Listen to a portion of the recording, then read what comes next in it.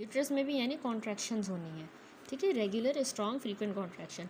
हर एक कॉन्ट्रैक्शन के बाद एक रेस्टिंग फेज आना होता है ताकि प्लेसेंटल ब्लड फ्लो मेंटेन हो।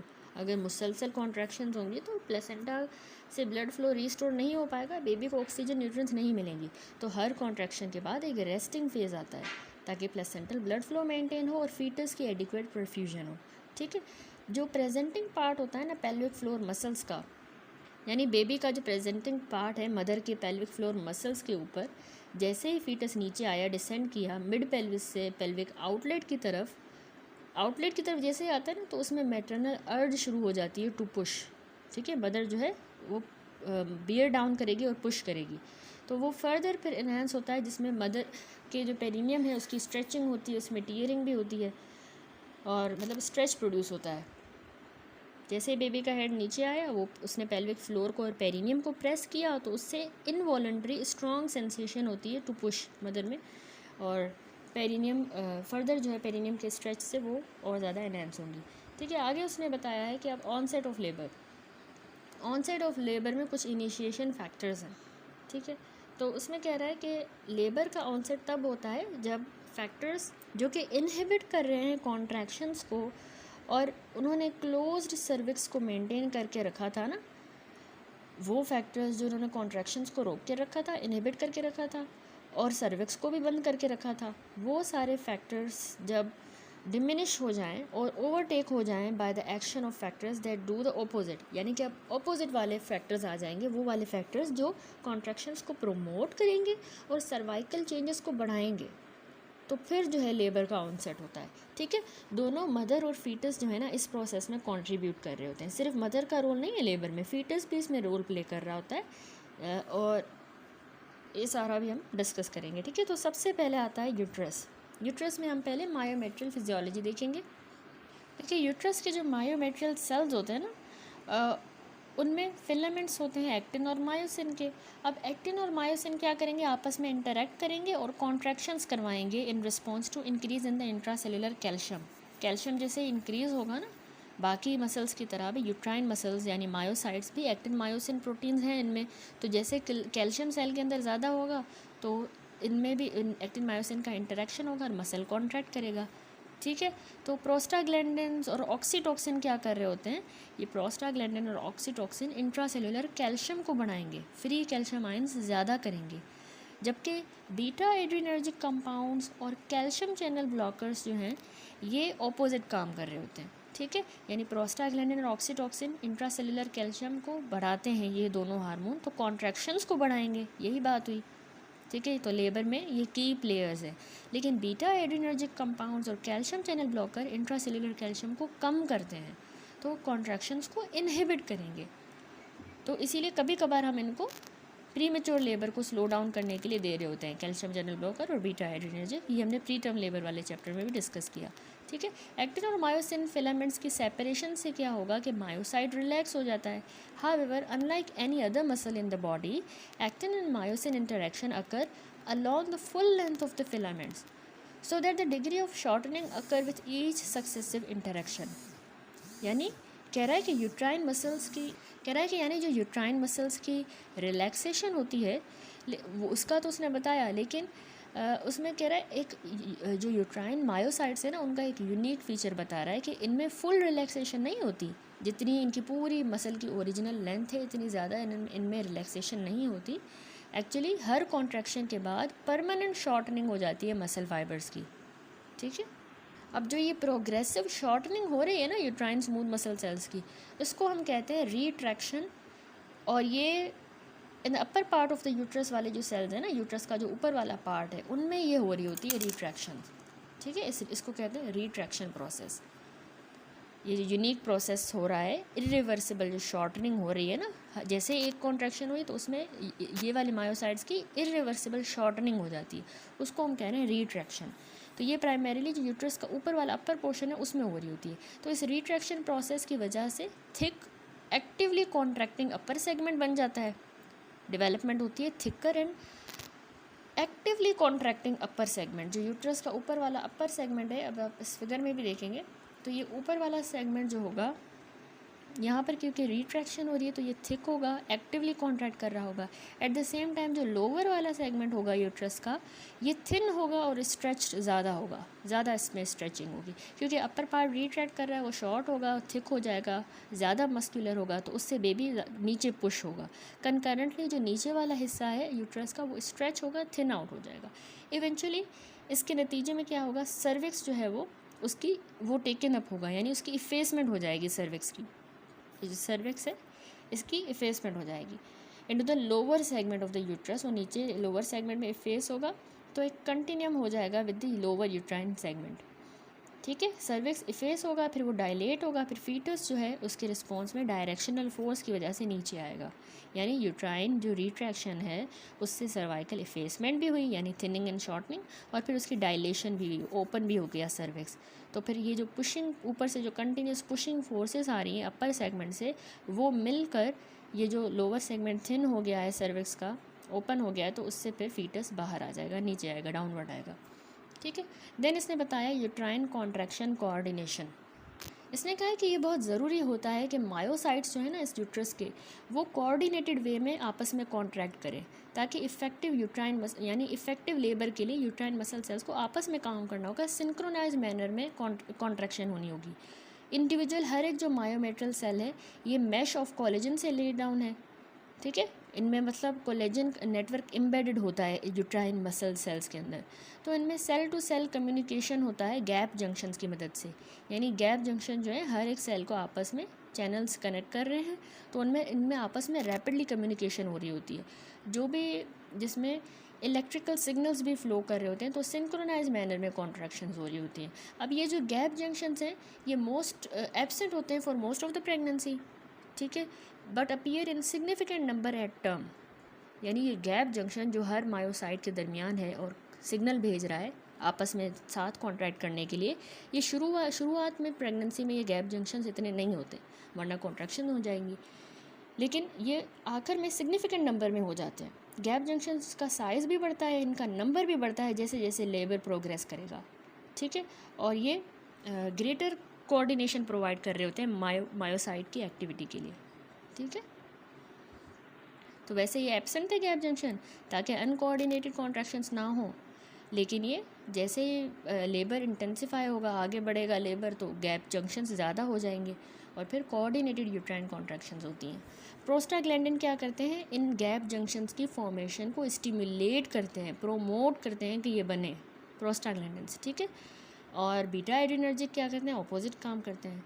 तो मतलब प्रोस्टाग्लैंडिन्स का इसमें रोल थोड़ा बता दिया लेबर में कि वो गैप जंक्शंस को भी बनाने में रोल प्ले करते हैं, उसको स्टिमुलेट करते हैं। यूट्राइन पेस मेकर जो कि जिनमें से कॉन्ट्रैक्शंस ओरिजिनेट करती हैं, वो भी प्रोबेबली एग्जिस्ट करता है, लेकिन अभी तक हिस्टोलॉजिकली एग्जिस्ट नहीं हुआ, डेमोन्स्ट्रेट नहीं हुआ।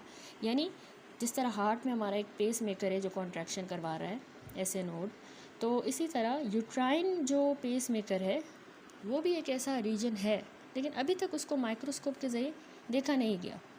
ठीक है, फिर इसने बताया है आगे कैरेक्टरिस्टिक्स यूट्राइन कॉन्ट्रैक्शंस की। यूट्राइन कॉन्ट्रैक्शंस के बारे में आपको पता होना चाहिए कि यूट्राइन कॉन्ट्रैक्शंस इनवॉलंटरी नेचर की होती हैं, और ये इनवॉलंटरी हैं यानी कि ऑटोमेटिक हैं, कॉन्शियसली मदर कंट्रोल नहीं कर रही इन यूट्राइन कॉन्ट्रैक्शंस को, और ये लार्जली सेल्फ रेगुलेटिंग होती हैं। इनमें नर्व इनपुट बहुत ही कम होता है, न्यूरोनल कंट्रोल नहीं है, ये सेल्फ रेगुलेटिंग है। इन पर न्यूरोनल कंट्रोल इतना नहीं है। इनकी फ्रीक्वेंसी वैरी कर सकती है लेबर के दौरान और पैरिटी के हिसाब से, मदर के कितने पहले बच्चे हैं तो वो भी मैटर करता है, उसका भी इम्पेक्ट पड़ता है कॉन्ट्रैक्शंस पर, और लेबर पे भी, लेबर का भी है, लेबर के दौरान कौन सा स्टेज चल रहा है उस हिसाब से कॉन्ट्रैक्शंस की फ्रीक्वेंसी होगी। Throughout the majority labour ये कब हो रही होती है, at the interval of 2 to 4 minute, और हम इसको डिस्क्राइब कर रहे होते हैं within a 10 minute period, that is कि 2 in 10 increasing to 4 in 5 in a 10 in advanced labour. यानी फ्रीक्वेंसीज़ को हमने ना एक्सप्लेन ऐसे करना होता है। मेजॉरिटी ऑफ लेबर में जो है ना 2 in 10 मतलब कि 2 कॉन्ट्रैक्शंस हो रही हैं 10 मिनट की विंडो में, तो हमने ऐसे एक्सप्लेन कर रहा है 2 in 10 मिनट्स की विंडो पीरियड में 2 कॉन्ट्रैक्शंस हो रही हैं, ठीक है। तो जैसे जैसे लेबर प्रोग्रेस करता है तो ये कॉन्ट्रैक्शन और ज़्यादा होती है, और फिर हम कहते हैं 4 to 5 in 10, मतलब 10 मिनट के विंडो पीरियड में 4 से 5 कॉन्ट्रैक्शन हो रही हैं, ठीक है।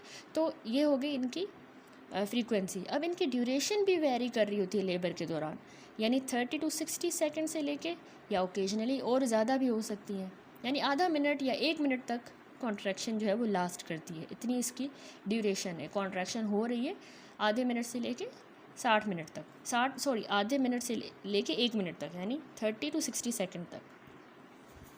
फिर अब जो फ्रीक्वेंसी है कॉन्ट्रैक्शंस की, इसको हम रिकॉर्ड कर रहे होते हैं। जब मदर लेबर में होती है तो हम CTG के ज़रिए, कार्डियोटोकोग्राफी के ज़रिए, हमने प्रेशर ट्रांसड्यूसर यूज़ करना होता है, उसको हम कहते हैं टोकोडायनामोमीटर। वो मदर के एब्डोमेन पे हमने रखना है, at the fundus of uterus, ठीक है। ये एक टूल होता है, फिर फंडस पे हम रखते हैं और उससे हम फ्रीक्वेंसी और ड्यूरेशन ऑफ कॉन्ट्रैक्शन को रिकॉर्ड कर रहे होते हैं। इंटेंसिटी या जो एम्पलीट्यूड है इंट्रा यूट्राइन प्रेशर का, generated with each contraction average between 30 to 60 millimetre mercury, यानी जो हर कॉन्ट्रैक्शन की स्ट्रेंथ होती है ना, उसको हम मिलीमीटर ऑफ मर्करी में मेजर कर रहे होते हैं यूट्रस के अंदर। वो 30 to 60 मिलीमीटर मर्करी जितनी उसकी स्ट्रेंथ होती है, ठीक है। ये हमने CTG के ज़रिए हमें पता चलती है। तो ये हो गया सब कुछ कॉन्ट्रैक्शंस के बारे में। यूट्राइन कॉन्ट्रैक्शंस इनवॉलंटरी होती है, लेबर और पैरिटी का भी इसकी फ्रीक्वेंसी पर रोल है, और ये तकरीबन 2 से 4 होती हैं। इसको हमने ऐसे बताना होता है 2 to 4 in 10, या मतलब 2 in 10 इंक्रीजिंग, यानी हर 10 मिनट के विंडो पीरियड में 2 कॉन्ट्रैक्शन हुई, इस तरह हमने एक्सप्लेन करना होता है। इसकी ड्यूरेशन 30 to 60 सेकेंड जितनी होती है, और CTG के ज़रिए हम इसको रिकॉर्ड कर रहे हैं। इसका एम्पलीट्यूड 30 to 60 मिलीमीटर मर्करी। अच्छा जी, तो आगे ही इसने मतलब एक्सप्लेन किया है सर्विक्स के बारे में। इसने कहा है कि सर्विक्स जो है वो इसमें मायोसाइट्स होते हैं और फाइब्रोब्लास्ट होते हैं, जो सेपरेट हुए होते हैं ग्राउंड सब्सटेंस के साथ, made up of the extra cellular matrix molecule. यानी इसमें मायोसाइट होता है, ठीक है, मसल सेल्स हैं जो कि इसमें कॉन्ट्रैक्शंस करवा रहे होते हैं यूट्रस में। दूसरे फाइब्रोब्लास्ट ने क्या करना है, इन्होंने एक्स्ट्रा सेलुलर मैट्रिक्स को मेंटेन करके रखा हुआ है। एक्स्ट्रा सेलुलर मैट्रिक्स जो नॉन सेलुलर कंपोनेंट होता है टिश्यूज़ का, और इसने इसकी इंटेग्रिटी को मेंटेन करके रखा है। और इसमें ग्राउंड सब्सटेंस भी है। ग्राउंड सब्सटेंस यानी जेलेटिनस एमोर्फस मटेरियल, जो कि सेल्स और fibres in the connective tissue के दरमियान वाली स्पेस को ग्राउंड सब्सटेंस फिल करके रखता है। तो ग्राउंड सब्सटेंस एक्चुअली इसका ही पार्ट होता है, एक्स्ट्रा सेलुलर मैट्रिक्स का, ठीक है। और इसमें यानी ये सब जो है एक्स्ट्रा सेलुलर मैट्रिक्स मॉलिक्यूल का बना हुआ है। Extra cellular matrix molecule actually complex network होता है मैक्रो मॉलिक्यूल्स का, जिसमें प्रोटीन्स और कार्बोहाइड्रेट्स आ जाते हैं, वो सेल्स ही सिक्रीट कर रहे होते हैं। तो वो एक्स्ट्रा सेलुलर मैट्रिक्स क्या करता है, सपोर्ट दे रहा होता है और रेगुलेट करता है सेल बिहेवियर, टिश्यू ऑर्गेनाइजेशन में हेल्प कर रहा होता है। सर्विक्स में इसको फर्मनेस और सॉफ्टनेस जो है ना, ये एक्स्ट्रा सेलुलर मैट्रिक्स से ही मिल रही है। तो myocyte, fibroblast, ground substance, extra cellular matrix, ठीक है। फिर इसने बताया है interactions between the collagen, fibronectin, dermatan sulphate, यानी डर्माटन सल्फेट एक प्रोटीग्लाइकन है, इनके दरमियान इंटरेक्शन जो है ना during the earlier stages of pregnancy keep the cervix firm and close. Cervix को अर्लियर प्रेगनेंसी में इस तरह से क्लोज और फर्म किस चीज़ ने रखा हुआ है, कोलेजन ने, फाइब्रोनेक्टिन भी एक ग्लाइकोप्रोटीन ही होती है जो कि एक्स्ट्रा सेलुलर मैट्रिक्स को अडेयर करके रखती है। फाइब्रोनेक्टिन, कोलेजन और डर्माटन सल्फेट एक प्रोटीग्लाइकन है, ठीक है। ये एक प्रोटीग्लाइकन होता है एक्चुअली, ये कोलेजन को बाइंड करके रखता है, कॉम्पैक्ट और फर्म रखता है सर्विक्स को, ठीक है। तो इन सब की वजह से डर्माटन सल्फेट, फाइब्रोनेक्टिन, कोलेजन की वजह से स्ट्रॉन्ग ऑर्गेनाइज्ड इंटरेक्शंस बनता है इन मॉलिक्यूल्स के दरमियान, जो कि सर्विक्स को फर्म और क्लोज रखता है और प्री मेच्योर लेबर से बचा रहा होता है, ठीक है। डर्माटन सल्फेट, फाइब्रोनेक्टिन और कोलेजन। फिर कह रहा है कॉन्ट्रैक्शंस अगर इस पॉइंट पे हुई तो वो इफेसमेंट या डायलेशन नहीं करवाती। इफेसमेंट जो थिनिंग और शॉर्टनिंग हो जाती है ना सर्विक्स की, तो वो अगर इस स्टेज पे होती है कॉन्ट्रैक्शन, तो उससे इफेसमेंट या डायलेशन नहीं होती, क्योंकि सर्विक्स अभी भी फर्म है, रिजिड है, क्योंकि अभी एक्स्ट्रा सेलुलर मैट्रिक्स इसके इंटैक्ट हैं, स्ट्रॉन्ग कोलेजन का नेटवर्क है। तो यूट्राइन कॉन्ट्रैक्शन अगर अर्ली प्रेगनेंसी में होती भी हैं तो वो इनइफेक्टिव होती हैं, इसकी शेप को चेंज नहीं करती। Under the influence of prostaglandin and other humoral mediator, there is an increase in the proteolytic activity and reduction in the collagen and elastin. ठीक है। प्रोस्टाग्लैंडिन और कुछ humoral mediator, hormone, cytokine, growth factors वगैरह क्या करवाएंगे, और proteolytic activity जैसे proteases वगैरह, ये जो है ना प्रोस्टाग्लैंडिन्स और ह्यूमोरल मेडिएटर्स क्या करवाएंगे कि प्रोटियोलाइटिक एक्टिविटी को बढ़ा देंगे। प्रोटियोलाइटिक एक्टिविटी ज़्यादा होगी, प्रोटीजेस की एक्टिविटी ज़्यादा होगी, यानी ब्रेकडाउन हो जाएगा प्रोटीन्स का, तो उससे सर्विक्स के स्ट्रक्चरल प्रोटीन्स जो हैं उनकी एक्टिविटी बढ़ जाएगी कोलेजन की, और वो डिग्रेड हो जाएगा। ठीक है, कोलेजन की डिग्रेडेशन हो जाएगी प्रोस्टाग्लैंडिन से और ह्यूमोरल मेडिएटर से। And reduction in the collagen and elastin, collagen और इलास्टिन भी जो है वो भी कम हो जाएंगे, वो भी रिड्यूस हो जाएंगे। यानी जैसे ही मतलब प्रोटीजेस ज़्यादा एक्टिव हुए तो वो डेंस कोलेजन फाइबर्स को ब्रेक कर देंगे, उनकी फर्मनेस को ख़त्म कर देंगे और इलास्टिन फाइबर्स को। तो इससे क्या होगा कि सर्विक्स लूज़ कर देगा अपनी रिजिडिटी। तो ये सब प्रोस्टाग्लैंडिन से और ह्यूमोरल मेडिएटर्स की वजह से हो रहा है। फिर इसने बताया है कि इंटरल्यूकिन्स जो हैं, interleukins bring about a pro inflammatory change with significant invasion by neutrophils. ठीक है, इंटरल्यूकिन्स जो हमारे साइटोकाइंस होते हैं वो प्रो इन्फ्लामेटरी चेंज लाते हैं, यानी कि सर्विक्स में एक इन्फ्लामेटरी रिस्पॉन्स ले आते हैं ये इंटरल्यूकिन्स। ठीक है, तो इन्फ्लामेशन से होता क्या है कि यहाँ पर सर्विक्स का ब्लड फ्लो ज़्यादा हो जाएगा, स्वेलिंग होगी, इम्यून सेल्स आएंगे, तो एक स्टीराइल इन्फ्लामेशन होती है, ये इंटरल्यूकिन्स की वजह से हो रही है। और न्यूट्रोफिल्स भी आएंगे, न्यूट्रोफिल्स हमारे वाइट ब्लड सेल्स जो है ना, वो इनकी भी यहाँ पर इन्वेजन होती है। ठीक है, फिर डर्माटन सल्फेट का भी रोल बताया कि डर्माटन सल्फेट जो यहाँ पर था कोलेजन के साथ और फाइब्रोनेक्टिन इनके साथ, ही डर्माटन था ना, डर्माटन सल्फेट अर्लियर स्टेज में सर्विक्स को उसने बंद करके रखा था। अब कह रहा है ये डर्माटन सल्फेट रिप्लेस हो जाएगा बाय मोर हाइड्रोफिलिक हाइलुरोनिक एसिड। यहाँ पर अब हाइलुरोनिक एसिड आ गया which result in increase in the water content of the cervix. पहले यहाँ डर्माटन सल्फेट था, अब यहाँ पर एक हाइड्रोफिलिक यानी water loving molecule hyaluronic acid आ गया है, जो कि एक और किस्म का ग्लाइकोसेमिनोग्लाइकन है। ये क्या करेगा, जो फर्म डर्माटन सल्फेट था वो ख़त्म हो गया, यहाँ पर वाटर रिटेनिंग हाइलुरोनिक एसिड आ गया है, तो वाटर यहाँ पर सर्वाइकल टिश्यू में ज़्यादा ड्रॉ होगा। तो इस ज़्यादा वाटर कंटेंट की वजह से जो कोलेजन फाइबर्स है वो आपस में सेपरेट हो जाएंगे, तो टिश्यू सॉफ्ट होगा और प्लाएबल होगा। ठीक है, तो इससे क्या होगा कि सर्वाइकल सॉफ्टनिंग होगी, राइपनिंग होगी, तो सो दैट जब कॉन्ट्रैक्शंस होंगी तो वो इफेसमेंट और डायलेशन करवा देती हैं। यानी ओवरऑल जो प्रोसेस है cervical softening, thinning and repositioning का, वो बिफोर एंड ड्यूरिंग लेबर हो रहा होता है। ठीक है, सर्विक्स सॉफ्ट हो जाएगा, प्लाएबल होगा, और यूट्राइन कॉन्ट्रैक्शंस क्या करेंगे, उसको इफेक्टिवली पुल ऑन कर दिए, तो उससे इफेसमेंट होगी और डायलिटेशन हो जाएगी। ठीक हो गया, तो ये सारा इसने सर्विक्स का रोल बताया। अब आता है कुछ हार्मोनल फैक्टर्स। अब हार्मोनल फैक्टर्स देखें लेबर में, तो प्रोजेस्ट्रॉन क्या करता है, प्रोजेस्ट्रॉन ने ना इसकी यूट्राइन रिलैक्सेशन करके रखी हुई है by suppressing the prostaglandin production. Pregnancy में प्रेगनेंसी में जो प्रोजेस्ट्रॉन है प्रेगनेंसी के दौरान वो डोमिनेंट हार्मोन है, हमें पता है। वो क्या करता है, इस यूट्रस को उसने काम करके रखा हुआ है, क्योंकि वो प्रोस्टाग्लैंडिन्स को प्रिवेंट कर रहा है। प्रोस्टाग्लैंडिन्स हमें पता है स्टिमुलेट करेंगे, कॉन्ट्रैक्शंस करवाएंगे, लेकिन उन प्रोस्टाग्लैंडिन्स को प्रेगनेंसी के दौरान प्रोजेस्ट्रॉन ने प्रिवेंट करके रखा हुआ है, तो उससे cell to cell communication block करके रखी हुई है यूट्राइन मसल्स की, क्योंकि अगर प्रोस्टाग्लैंडिन होंगे तो गैप जंक्शंस बनेंगे, तो वो भी नहीं है, तो गैप जंक्शन भी नहीं है, सेल टू सेल कम्युनिकेशन भी नहीं हो रहा यूट्राइन मसल का, और ऑक्सीटोसिन के रिलीज़ को भी उसने स्टॉप करके रखा हुआ है प्रोजेस्ट्रॉन ने। ठीक है, जो ईस्ट्रोजन है वो प्रोजेस्ट्रॉन के इस पूरे एक्शन को अपोज करता है, उसका ऑपोजिट इफेक्ट है, वो यूट्राइन एक्टिविटी को प्रमोट करता है और लेबर के लिए यूट्रस को प्रिपेयर करता है ईस्ट्रोजन। ठीक है, अब होता क्या है, लेबर से पहले प्रोजेस्ट्रॉन के रिसेप्टर्स कम हो जाते हैं, यहाँ पर जितने भी प्रोजेस्ट्रॉन के रिसेप्टर हैं वो कम हो जाएंगे और ईस्ट्रोजन की कंसंट्रेशन ज़्यादा हो जाएगी रिलेटिव टू प्रोजेस्ट्रॉन। ठीक है, तो मतलब ईस्ट्रोजन टू प्रोजेस्ट्रॉन बैलेंस में एक शिफ्ट आ गई है, क्योंकि अब जो है यूट्रस लेबर की तरफ जा रहा है। प्रोस्टाग्लैंडिन की सिंथेसिस कहाँ से हो रही है, कोरियोन से। यहाँ पर जो कोरियोन है और जो डेसिडुआ है वहाँ से प्रोस्टाग्लैंडिन्स ज़्यादा बनेंगे, तो उससे कैल्शियम का इन्फ्लक्स होगा इन मायोमेट्रियल सेल्स के अंदर, ठीक है। अब ये जो चेंज आया है इन द हार्मोनल मिल्यू, ये आल्सो गैप जंक्शन की फॉर्मेशंस को भी ज़्यादा कर देगा। यहाँ पर गैप जंक्शन ज़्यादा बनेंगे हर एक इंडिविजुअल मायोमेट्रियल सेल के अंदर, तो उससे फंक्शनल सिंसीशियम क्रिएट होगा।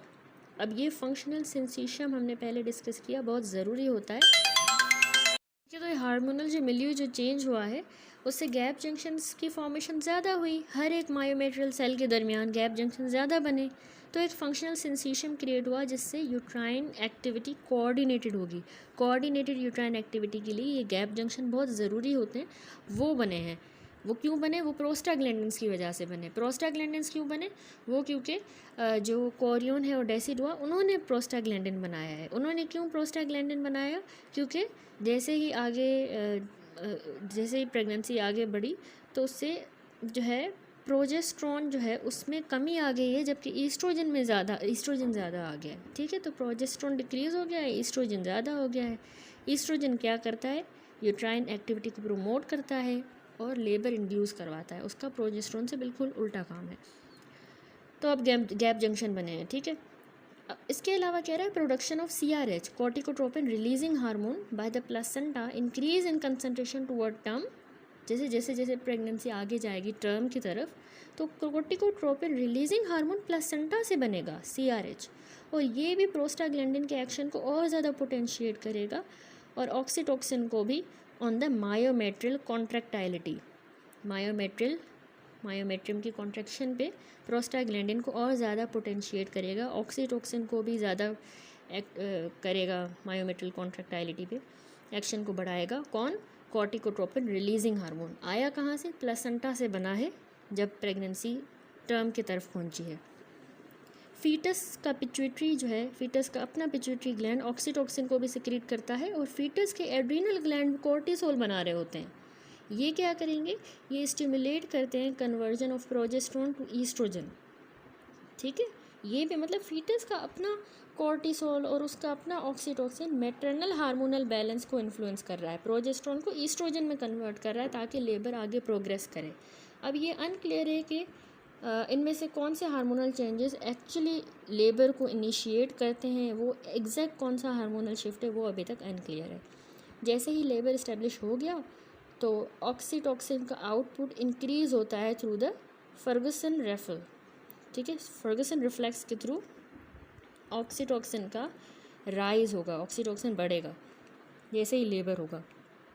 Pressure from the foetal presenting part, ये फीटस का प्रेजेंटिंग पार्ट है, इसका जो प्रेशर पड़ रहा है against the cervix, it is relayed via reflex arc involving the spinal cord and resulted in increased oxytocin release from the maternal posterior pituitary।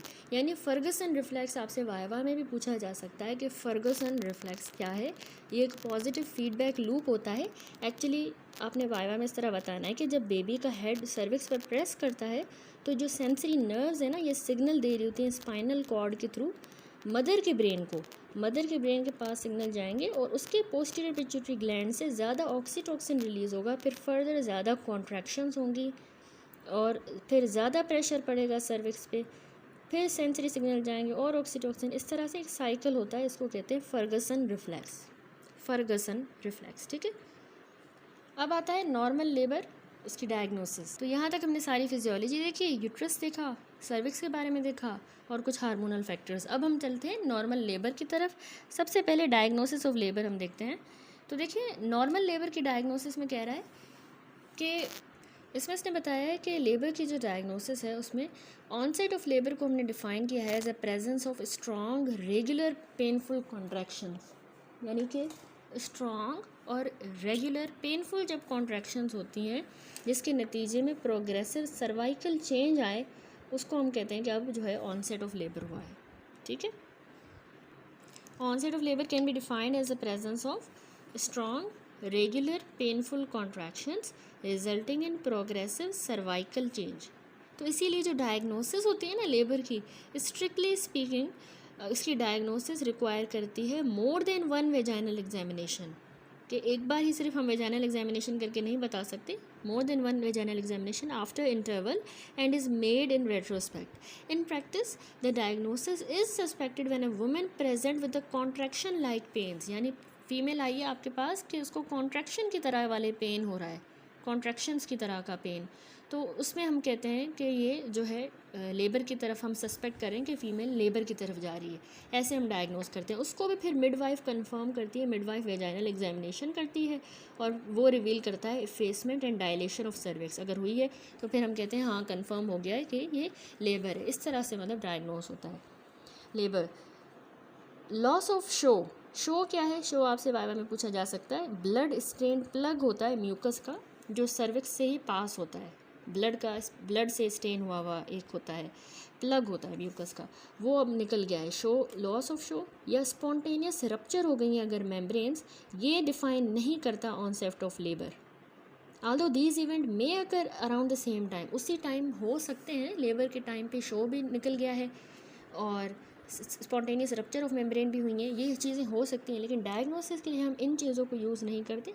Diagnosis के लिए हम कहते हैं वुमेन को अगर कॉन्ट्रैक्शन की तरह का पेन हो रहा है, फिर मिडवाइफ ने उसकी वेजाइनल एग्जामिनेशन की, उसमें इफेसमेंट और डायलेशन मिल रही है सर्विक्स की, तो हम डायग्नोस करते हैं कि हाँ कि उसको लेबर है।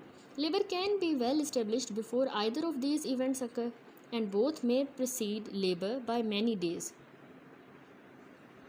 यानी ये शो जो निकला है या फिर स्पॉन्टेनियस रप्चर ऑफ मेम्ब्रेन, तो लेबर इनसे पहले भी हो सकता है, ऐसे इवेंट्स होने से पहले, ठीक है, या फिर ये दोनों चीज़ें जो है लेबर से पहले हो सकती हैं, यानी पहले शो हो चुका स्पॉन्टेनियस रप्चर ऑफ मेम्ब्रेन, अभी तक लेबर नहीं हुआ, फिर बाद में लेबर हुआ, तो इसलिए ये दोनों हम डायग्नोसिस के लिए यूज़ नहीं करते, ये बाद में या पहले हो सकता है। Although much is understood about the physiology of labour in human, the initiating process अभी तक हमारे पास अनक्लियर है कि लेबर का मेन इनिशिएटिंग प्रोसेस क्या है। It is certainly true however कि यूट्रस और सर्विक्स में बहुत से चेंजेस आ रहे होते हैं ताकि लेबर के लिए प्रिपरेशन हो, ठीक है, सर्विक्स में भी चेंजेस आ रहे हैं, यूट्रस में भी, और ये चेंजेस जो है हफ्तों पहले ही स्टार्ट हो जाते हैं। जब लेबर का ऑनसेट हुआ उससे हफ्तों पहले ही सर्विक्स में और यूट्रस में चेंजेस आना शुरू हो जाते हैं, ठीक है। फिर इसने स्टेजेस ऑफ लेबर को एक्सप्लेन किया है। तो सबसे पहले याद रखिए कि लेबर को हमने 3 स्टेजेस में डिवाइड किया है।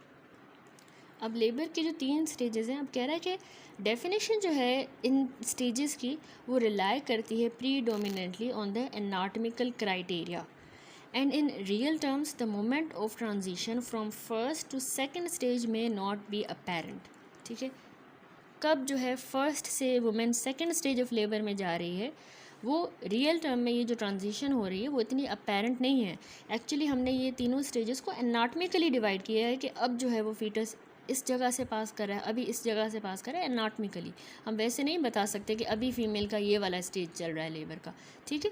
तो इम्पॉर्टेंट जो इवेंट्स लेबर के दौरान हो रहे होते हैं वो नॉर्मल है, यानी नॉर्मल लेबर के दौरान जो इम्पॉर्टेंट इवेंट्स हो रहे होते हैं वो वही लेबर की डायग्नोसिस हैं।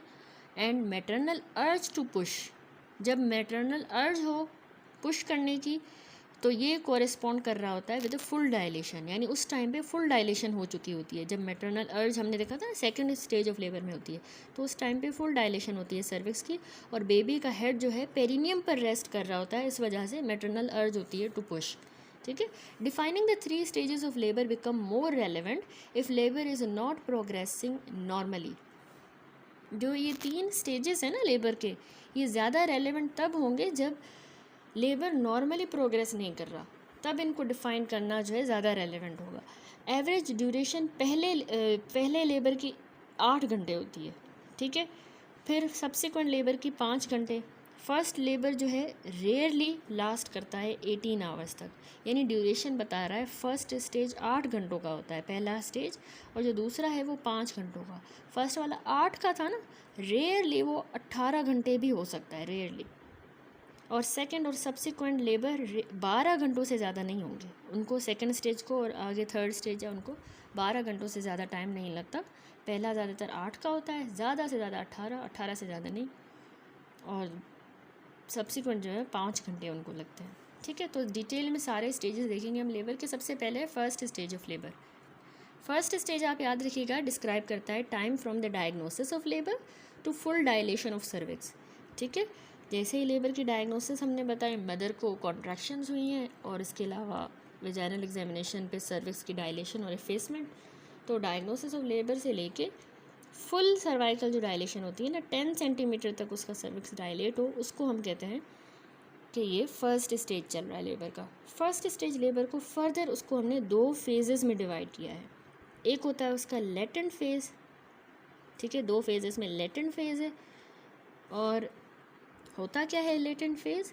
ये टाइम होता है between the onset of regular painful contractions हो रही हैं रेगुलर पेनफुल, और 3 to 4 सेंटीमीटर जितनी सर्वाइकल डायलेशन को हम कहते हैं लेटेंट फेज़ ऑफ लेबर। ठीक है, हम डिस्कस कर रहे हैं कि first stage of labour diagnosis of labour से लेकर 10 सेंटीमीटर डायलेशन तक होता है। ठीक है, तो उसमें 2 फेजेज़ हैं, एक लेटेंट फेज़ होता है, दूसरा एक्टिव फेज़ होता है। जो लेटेंट फेज़ है इसका मतलब है कि ऑनसेट ऑफ लेबर से लेके, यानी जैसे ही पेनफुल कॉन्ट्रैक्शंस हुई वहाँ से लेके 3 से 4 सेंटीमीटर तक जब डायलेशन हो जाए, 3 से 4 तक कॉन्ट्रैक्शंस हुई फीमेल को, अभी 3 से 4 सेंटीमीटर डायलेशन हुई है सर्विक्स की, तब तक हम कह रहे हैं कि अभी ये लेटेंट फेज़ चल रहा है। ठीक है, इस फेज़ में कह रहा है कि सर्विक्स जो है फुली इफेस हो जाता है। इफेसमेंट एक ऐसा प्रोसेस होता है जिसमें वो जो सर्विक्स है ना उसकी शॉर्टनिंग हो जाती है, वो शॉर्टन हो जाएगा लेंथ में, और वो lower segment of the uterus में इनकॉर्पोरेट हो जाता है। ठीक है, तो ये जो प्रोसेस है इफेसमेंट का, यानी ये जो इफेसमेंट हो रही है ये इसमें लेटेंट फेज़ में हो रही है, ये हफ्तों पहले ही शुरू हो चुकी होती है। इफेसमेंट लेबर के ऑनसेट से हफ्तों पहले, अभी फीमेल आई भी नहीं हमारे पास, पहले ये इफेसमेंट का प्रोसेस शुरू हुआ होता है, लेकिन ये कंप्लीट होता है by the end of the latent phase. इस लेटेंट फेज़ में ही ये इफेसमेंट कंप्लीट होती है। तो इफेसमेंट और डायलेशन जो है वो थॉट होती है as a consecutive event in the nulliparous women की, यानी ये साथ में हो रहे होते हैं नली पेरिस वुमेन में, लेकिन ये साइमल्टेनियसली होते हैं in the multi Paris women. यानी नली पेरिस में कहा जाता है कि पहले इफेसमेंट होती है फिर डायलेट होता है सर्विक्स, कंसेक्यूटिव इवेंट्स हैं। लेकिन मल्टी पेरिस जो वुमेन है, मल्टी पेरिस वुमेन में ये साथ हो रहे होते हैं, सर्वाइकल इफेसमेंट भी हो रही होती है और डायलेशन भी होती है। इफेसमेंट यानी सर्विक्स की लेंथ भी शॉर्टन हो रही होती है, वो लोअर यूट्राइन सेगमेंट में आ रहा है, और उसकी डायलेशन भी हो रही है। तो इसका टाइम पीरियड भी बताया गया है कि मल्टी पेरिस वुमेन में हमने कहा ये साथ हो रही है सर्विक्स की डायलेशन भी और इसकी इफेसमेंट, उसको 3 से 8 घंटे लगते हैं। ठीक है, और जल्दी हो जाता है। डायलेशन हम कैसे कह रहे हैं, ये तो इफेसमेंट हो गया, डायलेशन ना सेंटीमीटर्स में होती है, 0 से लेके 10 सेंटीमीटर। पहले सर्विक्स बिल्कुल बंद होता है, फिर वो 10 सेंटीमीटर जितना इतना डायलेट हो जाता है, खुल जाता है। ठीक है, the duration of the latent phases, latent phase की जो ड्यूरेशन है, यानी फर्स्ट स्टेज में लेटेंट और एक्टिव फेज़ होता है, उसका जो लेटेंट फेज़ की ड्यूरेशन है वो वेरिएबल होती है।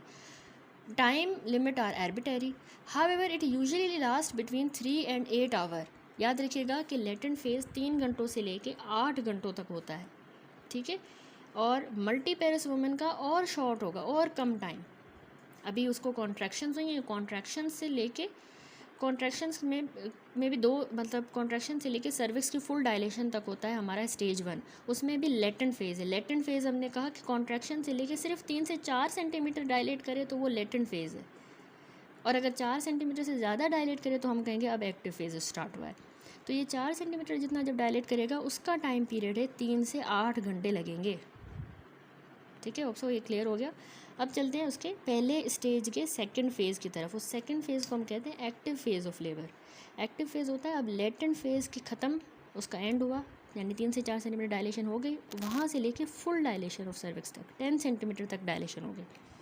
ठीक है, तो इसकी भी लेंथ वेरिएबल है, ये 2 से लेके 6 घंटे लग सकते हैं एक्टिव फेज़ को, उसको लग रहे थे 3 से 8 घंटे, इसको 2 से 6 घंटे लग सकते हैं। लेकिन मल्टी पेरिस में और शॉर्ट टाइम लगेगा, जल्दी हो जाएगा। ठीक है, नली पेरिस में ज़्यादा टाइम लगता है सर्विस को डायलेट होने में। तो सर्वाइकल डायलेशन जो है एक्टिव फेज़ के दौरान टिपिकली हो रही होती है 1 सेंटीमीटर पर आवर, यानी ये रेट बता रहा है कि अब जब एक्टिव फेज़ स्टार्ट होता है हर घंटे पे 1 सेंटीमीटर डायलेट होता है, तो उसने टोटल 10 सेंटीमीटर होना है। 4 सेंटीमीटर तो हो चुका था ना लेटेंट में, अभी उसने फर्दर जो जितने सेंटीमीटर होने हैं वो हर घंटे पे 1 सेंटीमीटर हो रहा है या more in the normal labour. Again an arbitrary value but is considered abnormal if it occur at less than 1 centimeter in 2 hours. ठीक है, अगर यानी 1 सेंटीमीटर से कम डायलेशन हो रही है 2 घंटों में, 2 घंटे गुजर चुके हैं, अभी तक 1 सेंटीमीटर से भी कम डायलेशन है, तो उसको हम एबनॉर्मल कंसीडर करते हैं। ठीक है, तो नॉर्मली जो है 1 centimetre per hour active phase में डायलेशन हो रही होती है। एक्टिव फेज़ जो है वो 2 से 6 घंटों तक लास्ट करता है और इसमें फुल डायलेशन तक होता है। ठीक है, अब चलते हैं सेकंड स्टेज ऑफ लेबर की तरफ। उसके बाद देखिए आता है second stage of labour.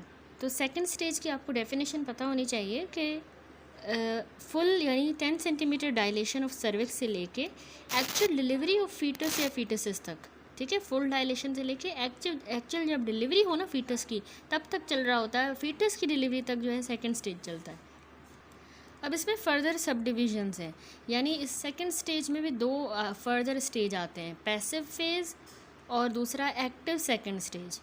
Passive phase में फुल सर्वाइकल डायलेशन से लेके जब तक मदर एक्सपीरियंस करे इनवॉलंटरी अर्ज टू पुश, उसको हम कहेंगे पैसिव फेज़। फुल डायलेशन हुई, उसके बाद जब इनवॉलंटरी एक्सपल्सिव कॉन्ट्रैक्शन हो ना, मदर को अर्ज हो टू पुश, तो इनवॉलंटरी अर्ज टू पुश, यानी अभी मैटरनल अर्ज टू पुश नहीं है, इनवॉलंटरी अर्ज है, एक्सपल्सिव कॉन्ट्रैक्शन है, इनवॉलंटरी हैं, तब तक फुल डायलेशन से लेके इनवॉलंटरी एक्सपल्सिव कॉन्ट्रैक्शंस तक होता है पैसिव फेज। इसमें कोई भी मैटरनल अर्ज नहीं होती टू पुश, और फीटस का जो हेड होता है ना वो अभी तक हाई इन द पेल्विस है, ऊपर है अभी पेल्विस में। ठीक है, तो इस स्टेज के दौरान अगर हम एपीड्यूरल यूज़ करते हैं पैसिव, यानी इस वाले पैसिव सेकंड स्टेज में अगर हम एपीड्यूरल देते हैं तो दे सकते हैं, यानी इसको रेकमेंड किया जाता है कि आप passive stage of 1 to 2 hours में एपीड्यूरल यूज़ कर सकते हो। तो उससे बेबी का हेड रोटेट होगा, फर्दर डिसेंड होगा पेल्विस के अंदर बिफोर एक्टिव पुशिंग बिगिनस। ठीक है, ये पैसिव फेज़ है ना, तो एक्टिव से पहले अब फर्दर वो रोटेट भी होगा, डिसेंड भी होगा, पुशिंग ज़्यादा इफेक्टिव होगी अगर हम इस दौरान एपीड्यूरल देते हैं। फिर इसी में दूसरा आता है एक्टिव स्टेज। ठीक है, एक्टिव सेकेंड स्टेज। ये था पैसिव फेज़, यानी सेकंड स्टेज का एक पैसिव फेज़ हो गया, दूसरा एक्टिव स्टेज। फर्स्ट जो हमने पढ़ा था स्टेज, उसमें लेटेंट फेज़ एक्टिव फेज़ था, यहाँ सेकंड स्टेज में पैसिव फेज़ एक्टिव फेज़ है। अब एक्टिव जो सेकंड स्टेज है ये तब होता है जब मदर को strong involuntary urge to push से लेके जब बेबी का हेड अब लो इन द पेल्विस आ जाए, यानी अब हमें विजिबल भी होगा, नीचे आ गया उसका हेड, विजिबल है। तो push involuntary urge to push से लेके जब तक कि उसका हेड नहीं नज़र आता, हमें नीचे नहीं आ जाता पेल्विस में, तब तक जो है एक्टिव सेकंड स्टेज चल रहा होता है। अगर इसमें वुमेन को इनवॉलंटरी पुशिंग महसूस नहीं होती तो इसको हम कंसीडर करते हैं कि अच्छा, हमने कहा कि ये जो एक्टिव सेकंड स्टेज होता है इसमें मैटरनल अर्ज होती है टू पुश, क्योंकि फीटस का जो हेड है ना वो लो है, विजिबल है, जिसकी वजह से रिफ्लेक्स होता है और बियरिंग डाउन होती है इसमें, यानी मैटरनल अर्ज होती है टू पुश। तो नॉर्मल लेबर में ये जो सेकंड स्टेज होता है ना, ये ऑफन डायग्नोज होता है एट दिस लेट पॉइंट। इस सेकंड स्टेज को इस लेट पॉइंट पे डायग्नोज किया जाता है, क्योंकि इसमें मैटरनल अर्ज है टू पुश, तो उससे मिडवाइफ क्या करती है, वेजाइनल एग्जामिनेशन परफॉर्म करती है प्रॉम्प्टली। अगर वुमेन जो है कभी भी इस इनवॉलंटरी पुशिंग वाले फेज़ तक रीच नहीं करती, जिसमें मतलब इसको खुद ही जो है इनवॉलंटरी पुशिंग हो, इनवॉलंटरी पुशिंग तक अगर वो रीच नहीं करती कोई वुमेन, तो उसका एक्टिव सेकंड स्टेज हम कहते हैं तब स्टार्ट होगा जब मिडवाइफ उसको कहेगी कि आप पुश करें, वॉलंटरीली उसको कहेगी कि पुश करें। ठीक है, यानी अगर वुमेन को इनवॉलंटरी पुशिंग महसूस ही नहीं हो रही, तो इस फेज़ को हम तब कंसीडर करते हैं जब मिडवाइफ उसको कहेगी कि आप खुद पुश करो, अगर इनवॉलंटरी नहीं हो रहा तो आप खुद वॉलंटरीली पुशिंग करो। ठीक है, तो फिर उसको कहते हैं एक्टिव सेकंड स्टेज। तो ओवरऑल एक्टिव सेकंड स्टेज क्या है, फीटल हेड लो है पेल्विस में, नीचे आ गया एंगेज है, तो इसीलिए इसमें मैटरनल अर्ज होती है टू पुश। अगर पुशिंग की अर्ज नहीं हो रही तो फिर मिडवाइफ उसको कहती है पुश करने का। Conventionally normal active second stage should last no longer than 2 hours. In a nulliparous women में ये सेकंड स्टेज 2 घंटों का होता है। मल्टी पेरस वुमेन में, जिसने पहले वेजाइनली डिलीवरी जिसकी हुई हुई है, उसमें 1 घंटे का होता है ये एक्टिव सेकंड स्टेज। ठीक है, तो इस स्टेज में क्या था, इसमें बेबी का हेड नीचे है, जिसकी वजह से एक रिफ्लेक्स हो रहा है जिसको हम कहते हैं बियरिंग डाउन। ठीक है, इसमें जल्द से जल्द वेजाइनल एग्जामिनेशन करती है मिडवाइफ और एक्टिव सेकंड स्टेज को डायग्नोज करती है, तो बेबी का हेड नीचे है। नली पेरिस में 2 घंटों का होगा, मल्टी पेरिस में ये सेकंड स्टेज जो है 1 घंटे से ज़्यादा नहीं होगा। तो जब ये ड्यूरेशंस जो है, वैसे तो ये मतलब ड्यूरेशंस आर्बिट्रेरी हैं, जो सेकंड स्टेज होता है वो मोर देन 3 आवर्स होता है, ठीक है, होता है वैसे मोर देन 3 आवर्स है। अगर इतना ज़्यादा अगर किसी में हो जाता है 3 आवर्स इतना, तो फिर उसमें मदर और बेबी के लिए कॉम्प्लिकेशंस का रिस्क ज़्यादा होता है, ठीक है। नली पेरेस में 2 घंटों जितना होना चाहिए, मल्टी पेरेस में 1 घंटा, लेकिन अगर 3 घंटे है किसी में तो मतलब उसको कॉम्प्लिकेशंस हो सकती हैं, ज़्यादा टाइम नहीं होना चाहिए। अब एपिड्यूरल एनेस्थीसिया का इसमें क्या है इन्फ्लुएंस, एपिड्यूरल दोनों उसको अफेक्ट करता है, लेंथ को भी और management strategies of the second stage को अफेक्ट करता है। फिर आता है थर्ड स्टेज ऑफ लेबर। अच्छा, उससे पहले लास्ट लाइन में कह रहा है कि पैसिव जो सेकंड स्टेज है ना, सेकंड स्टेज में हमने पैसिव पहले पढ़ा था, दूसरा एक्टिव पढ़ा था। पैसिव में हमने कहा था फीटल हेड अभी हाई है, मैटरनल अर्ज नहीं है to push. Active second stage में हमने कहा फीटस का हेड नीचे आ गया, low in the pelvis, engage है, तो इसीलिए मैटरनल अर्ज होती है टू पुश। तो लास्ट में कह रहा है कि पैसिव वाला जो सेकंड स्टेज था जिसमें अभी अर्ज नहीं थी, तो वो 1 से 2 घंटों का होता है यूजुअली रेकमेंडेड, ताकि हेड जो है वो रोटेट हो और नीचे डिसेंड हो प्रायर टू एक्टिव पुशिंग, क्योंकि पैसिव के बाद एक्टिव पुशिंग होगी, तो उस पैसिव के दौरान जो है पैसिव का टाइम पीरियड 1 से 2 घंटे होना चाहिए, ताकि उस 1 से 2 घंटों में उस पैसिव स्टेज में फीटस का हेड रोटेट भी हो, डिसेंड भी हो, फिर वो फीमेल एक्टिव पुशिंग करे एक्टिव फेज़ में। ठीक हो गया। तो अब आते हैं थर्ड स्टेज पे।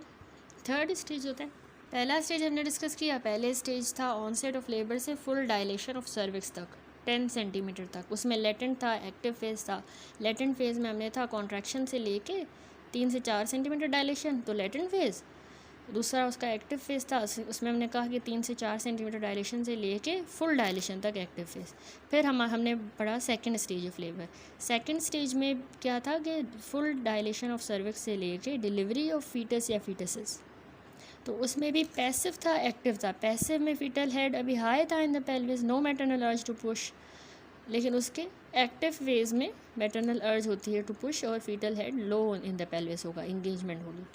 अब थर्ड स्टेज जो होता है ना, इसमें क्या होता है कि time of delivery of fetus से लेके until the delivery of placenta, यानी फीटस डिलीवर हो गया उससे लेके जब तक के कंप्लीट डिलीवरी ऑफ प्लेसेंटा और मेम्ब्रेन्स नहीं हो जाती तब तक होता है थर्ड स्टेज ऑफ लेबर।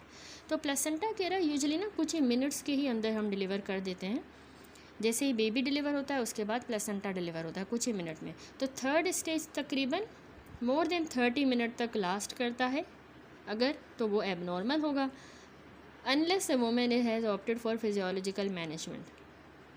आगे जो हम देखेंगे मैनेजमेंट ऑफ थर्ड स्टेज, तो जिसमें रीज़नेबल है to extend this definition to 60 minute. ठीक है, यानी जो हमारा थर्ड स्टेज ऑफ लेबर होगा वो कुछ ही मिनट में बेबी के बर्थ के बाद प्लेसेंटा क्योंकि डिलीवर हो जाता है, लेकिन अगर 30 मिनट से ज़्यादा टाइम लग रहा है इसको तो वो एबनॉर्मल कंसीडर किया जाता है। लेकिन एक एक्सेप्शन है, वो है फिजियोलॉजिकल मैनेजमेंट, जिसमें हमने मोर हैंड्स ऑफ अप्रोच करनी होती है प्लेसेंटल डिलीवरी की, वो हम डिटेल में बाद में देखेंगे। फिजियोलॉजिकल मैनेजमेंट में उसमें एक मतलब रियायत है कि हाँ 60 मिनट उसमें लगते हैं थर्ड स्टेज को, तो एक ये एक्सेप्शन है, वरना जो है 30 मिनट से ज़्यादा नहीं होना चाहिए थर्ड स्टेज ऑफ लेबर। ठीक है, अब चलते हैं ओवरऑल ड्यूरेशन ऑफ लेबर की तरफ। तो लेबर की जो ड्यूरेशन है उसका आइडियल लेंथ के बारे में बता रहा है कि कोई भी नहीं है, there is no ideal length of labour for all women, but morbidity बहुत ज़्यादा हो जाती है अगर लेबर बहुत जल्दी हो जाए। बहुत जल्दी हो तो उसमें भी मॉर्बिडिटी ज़्यादा है, या बहुत स्लो हो, प्रोलॉन्ग, काफ़ी टाइम लगा लेबर में, तो उसमें भी मॉर्बिडिटी ज़्यादा है। तो साइकोलॉजिकल इम्पैक्ट बता रहा है कि मोस्ट वुमेन मोरल स्टार्ट होता है to decline after 6 hour of labour, but this deterioration accelerates after 12 hour. Confidence या सेल्फ इस्टीम हम जिसको कहते हैं, ठीक है, अगर हम साइकोलॉजिकल पर्सपेक्टिव से देखें तो जो मोरल होता है ना वुमेन का, वो 6 घंटों के बाद लेबर के डिटोरिएट होना शुरू हो जाता है, और फिर 12 घंटे अगर लग जाते हैं लेबर को तो उसके बाद तो उसकी डिटोरिएशन का रेट और ज़्यादा बढ़ जाता है। ठीक है, तो there is greater incidence of fetal hypoxia, fetus को हाइपोक्सिया होने का इंसिडेंस, और ऑपरेटिव डिलीवरी की ज़रूरत पड़ती है अगर लेबर लंबा चलता है। तो फीटस को हाइपोक्सिया हो सकता है और हमें ऑपरेटिव डिलीवरी करनी पड़ती है। It is difficult to define prolong labour, but it would be reasonable to suggest that labour जो कि 12 घंटों से ज़्यादा लास्ट करे, वो भी नली पेरस वुमन में, और 8 घंटों से ज़्यादा लास्ट करे मल्टी पैरस वुमन में, तो उस लेबर को हम कहते हैं प्रोलॉन्ग्ड लेबर। ठीक है, प्रोलॉन्ग लेबर की ऐसे कोई ख़ास डेफिनेशन नहीं है, बस मल्टी पेरस में 8 घंटों से ज़्यादा, नली पेरस को अगर 12 घंटों से ज़्यादा है तो वो प्रोलॉन्ग लेबर है। पर्सिपिटस लेबर क्या होता है, इसका भी आपको पता होना चाहिए। पर्सिपिटस लेबर यानी एक्सपल्जन हो फीटस की लेस देन 3 आवर्स के अंदर from the onset of regular contractions, यानी फीमेल को रेगुलर कॉन्ट्रैक्शंस हुई और उसके 3 ही घंटों में फीटस बाहर आ गया, 3 घंटों के अंदर, तो उसको पर्सिपिटस लेबर कहा जाता है। अब नेक्स्ट चलते हैं हम मैकेनिज़्म ऑफ लेबर की तरफ। तो इसमें बताया गया है कि स्पेसिफिक सीरीज़ ऑफ चेंजेस हो रहे होते हैं पोजीशन में भी, और एटीट्यूड फीटस का जो है चेंज हो रहा होता है जैसे बेबी जो है मदर के बर्थ कनाल से मूव करता है। ठीक है, तो इसमें बता रहा है कि वर्टेक्स प्रेजेंटेशन जो होती है ना, जिसमें बेबी का हेड पहले होता है, वर्टेक्स प्रेजेंटेशन, और दूसरा गायनाकॉइड पेल्विस, ये जो है कॉमन और फेवरेबल पेल्विक शेप होती है चाइल्ड बर्थ के लिए, गायनाकॉइड पेल्विस और वर्टेक्स प्रेजेंटेशन। इस तरह के चेंजेस जो हो रहे होते हैं ये, यानी फीटस का हेड और बॉडी मैटरनल पेल्विस के साथ जो उसमें चेंज आ रहा होता है, जैसे ही फीटस नीचे आ रहा है उसमें चेंजेस जो आ रहे हैं पेल्विस में, तो ये बहुत ज़रूरी होते हैं ताकि ऑप्टिमल डायमीटर ऑफ फीटस के लिए, यानी वो ऑप्टिमल जो डायमीटर है, स्मॉलेस्ट डायमीटर है फीटल स्कल का जो प्रेजेंट होता है हर स्टेज पे, वो सक्सेसफुली पास हो पेल्विक इनलेट से, फिर मिड पेल्विस से वो आराम से पास हो जाए आउटलेट से। तो इसीलिए जो है ये ज़रूरी होते हैं। ठीक है, ताकि वो मैटरनल पेल्विस के साथ बेबी का हेड और उसकी बॉडी एडजस्ट करे। तो पोजीशन और एटीट्यूड इसीलिए ज़रूरी होता है। ठीक है, यहाँ पर हम जो है वर्टेक्स प्रेजेंटेशन और गायनाकॉइड पेल्विस को एक्सप्लेन करेंगे। अब इसने एक्सप्लेन किया है इंगेजमेंट को। इंगेजमेंट जो है ये हो रही होती है, फीटस का जो हेड है ना वो नॉर्मली पेल्विस को ट्रांसवर्स पोजीशन में एंटर करता है। हमने फिगर में भी देखा ट्रांसवर्सली फीटस आ रहा होता है नीचे, या उसमें थोड़ी बहुत वेरिएशन भी हो सकती है, यानी वाइडेस्ट जो पेल्विक डायमीटर है उसके हिसाब से, यानी वाइडेस्ट पार्ट जो है ना, प्रेजेंटिंग पार्ट यानी बेबी का जो हेड है, जब वो सक्सेसफुली पेल्विक इनलेट को पास कर जाए तो हम कहते हैं इंगेजमेंट हुई है। Engagement is said to occur when the widest part of presenting part head होता है ना ज़्यादातर, उसका भी जो वाइडेस्ट पार्ट है जब वो पेल्विक इनलेट को क्रॉस कर जाए। ठीक है, ये पेल्विक इनलेट है सपोज, और ये बेबी का हेड है, हेड का भी ये जो वाइडेस्ट पार्ट है ये वाला, ये जब इस इनलेट को क्रॉस कर जाए तो हम कहते हैं कि इंगेजमेंट हुई है। ठीक है, हो गई है। तो इंगेजमेंट के बारे में बता रहा है कि फीटल हेड टिपिकली के पेल्विस में आता ही ट्रांसवर्स पोजीशन में, यानी साइडवेज होता है। इसकी ये आंख है, ये एक आंख है, ये उसका नाक है सपोज, तो यूँ साइडवेज फीटस आ रहा होता है पेल्विस में। तो इससे जो है वाइडेस्ट डायमीटर पेल्विक इनलेट में आराम से आ सकता है। नली पेरिस वुमेन में बता रहा है कि जिनका फर्स्ट बेबी होता है तो उनमें इंगेजमेंट जो है टिपिकली बिफोर जब लेबर होगा उससे पहले हो जाती है। ठीक है, यानी नली पेरिस वुमेन में 37 वीक्स ऑफ जेस्टेशन तक जो है वो हो चुकी होती है इंगेजमेंट, यानी वास्ट मेजॉरिटी नली पेरिस वुमेन में 37 वीक ऑफ जेस्टेशन से पहले यानी लेबर से पहले इंगेजमेंट हो चुकी होती है। But not so for the majority of multiparous women. Multiparous में ज़्यादातर ऐसा नहीं होता। Number 5th of the fetal head palpable abdominally is used to describe whether engagement has taken place. If more than 2/5 of the fetal head is palpable abdominally, the head is not engaged yet। यानी हम अपनी 5 उंगलियों की मदद से एब्डोमिनली palpate करते हैं mother के एब्डोमिन को, कि उसमें अगर हमें 5 उंगलियों से वो हेड पाल्पेट हो रहा है तो हम कहते हैं कि जो है वो, तो अगर हमें 5 उंगलियों से वो हेड पाल्पेबल है इसका मतलब है इंगेजमेंट नहीं हुई। लेकिन एब्डोमिनली अगर हम देखते हैं 2/5 of the fetal head palpable है, यानी 2 फिंगर्स जितना, अभी हमें 5 में से सिर्फ 2/5 जो है वो उसका हेड हम पाल्पेट कर पा रहे हैं या उससे ज़्यादा, तो इसका मतलब है अभी तक इंगेजमेंट नहीं हुई। अभी फीटल हेड ऊपर ही है, एब्डोमेन में ही है, नीचे पेल्विस में नहीं गया, इंगेजमेंट नहीं हुई यानी वो वाइडेस्ट पार्ट जो है पेल्विक इनलेट को उसने क्रॉस नहीं किया, फीटस के हेड के वाइडेस्ट पार्ट ने क्रॉस नहीं किया। ठीक है, तो सबसे पहला स्टेप हो गया इंगेजमेंट के बाद डिसेंट का मतलब होता है नीचे आना। ठीक है, तो फीटल हेड जो है उसका डिसेंट होगा before flexion, internal rotation and extension occur, ठीक है। ये सारे स्टेप्स आगे होंगे, उसकी फ्लेक्शन भी होगी, इंटरनल रोटेशन और एक्सटेंशन, इनसे पहले होता है डिसेंट। ठीक है, तो अगर मैं आपको फिगर में भी एक्सप्लेन करूँ, इस फिगर में देखें, इसमें डिसेंट दिखाया गया है, नीचे आ रहा है, फिर फ्लेक्शन होती है, फ्लेक्स हो रहा है उसका देखें, और हेड जो है उसकी फिर इंटरनली देखें, ये आया ट्रांसवर्स था लेकिन उसकी फिर इंटरनल ये रोटेशन हुई है और आखिर में यूँ एक्सटेंड होके बाहर निकला है। ये चिन जो है चेस्ट की तरफ जाए तो मतलब फ्लेक्स हुआ है, तो यहाँ पर फ्लेक्स हुआ, पहले डिसेंड होता है, फ्लेक्स होता है, फिर इंटरनल रोटेशन होती है, फिर यूँ बाहर एक्सटेंड होके निकलता है, चिन बाहर है, एक्सटेंशन हो रही है नेक की। ठीक है, तो हम देख रहे हैं डिसेंड। तो फर्स्ट स्टेज के दौरान जो है, और जो पैसिव सेकंड स्टेज था, एक तो पहला स्टेज और सेकंड स्टेज का भी जो पैसिव स्टेज होता है उसके दौरान डिसेंट ऑफ फीटस होगा। डिसेंट होता क्यों है, फीटस नीचे क्यों होता है, क्योंकि यूट्राइन कॉन्ट्रैक्शंस की मदद से। जो ये हो रहा है पैसिव सेकंड स्टेज में और फर्स्ट स्टेज में। तो सेकंड स्टेज के पैसिव में तो ये हो रहा था, लेकिन उसके एक्टिव में क्या होगा, सेकंड स्टेज के एक्टिव में डिसेंट ऑफ फीटस असिस्ट होता है by voluntary efforts of the mother, क्योंकि एक्टिव में हमने कहा था कि अर्ज होती है, maternal urge to push. Active में वो मदर की वॉलंटरी एक्टिविटी होगी, उसके एब्डोमिनल मसल कॉन्ट्रैक्ट करेंगे, वो वाल्सेल्वा मैन्योवर करके पुश करेगी। लेकिन सेकंड स्टेज के पैसिव में वो यूट्राइन कॉन्ट्रैक्शंस की मदद से डिसेंड हो रहा है, फीटस नीचे आता है। ठीक है, फिर होती है फ्लेक्शन। तो फ्लेक्शन में कह रहा है कि फीटस का हेड कम्प्लीटली फ्लेक्स नहीं होता जब वो पेल्विस में एंटर करता है। जैसे ही हेड फीटस जो है वो नीचे आता है, डिसेंड करता है नैरो मिड पेल्विस के अंदर, तो वहाँ पर फ्लेक्शन होती है। अब ये जो पैसिव मूवमेंट्स हो रही होती हैं, ये जो पैसिव मूवमेंट उसकी खुद ही जो उसकी फ्लेक्शन हो रही है वो क्यों हो रही है, वो सराउंडिंग स्ट्रक्चर्स की वजह से हो रही है। और ये इम्पॉर्टेंट है ताकि जो प्रेजेंटिंग डायामीटर है ना फीटल हेड का, वो रिड्यूस हो, वो कम हो। तो उसका प्रेजेंटिंग डायमीटर कम हो, उसलिए छोटा हो जाए, उसके लिए ये फ्लेक्शन हो रही है। वो उसके नेक फ्लेक्स करता है मिड पेल्विस में आकर। ठीक है, पहले नीचे आता है, डिसेंड करता है। डिसेंड कैसे हुआ, डिसेंड जो है फर्स्ट स्टेज और सेकंड स्टेज के पैसिव फेज़ में यूट्रस की कॉन्ट्रैक्शंस की वजह से हो रहा है, नीचे आ रहा है डिसेंड। लेकिन आगे जब एक्टिव सेकंड स्टेज चलेगा तो उस दौरान मैटरनल अर्ज टू पुश जो है वो उसको डिसेंड करवाएगी। फिर हमने कहा कि फ्लेक्शन होती है। फ्लेक्शन इसकी जो है क्योंकि सराउंडिंग स्ट्रक्चर्स की वजह से भी हो रही है, ताकि उससे फीटल हेड का डायमीटर छोटा हो जाएगा, रिड्यूस होगा और आराम से फीटस जो है बाहर आएगा, उसके लिए फ्लेक्शन होती है। तो मिड पेल्विस के अंदर ये फ्लेक्शन हो रही होती है। फिर होती है इंटरनल रोटेशन। अगर हेड जो है वो वेल फ्लेक्स्ड है, सही से फ्लेक्स हो गया है, तो इसकी जो ये ऑक्सीपिट है ये लीडिंग पॉइंट होगी।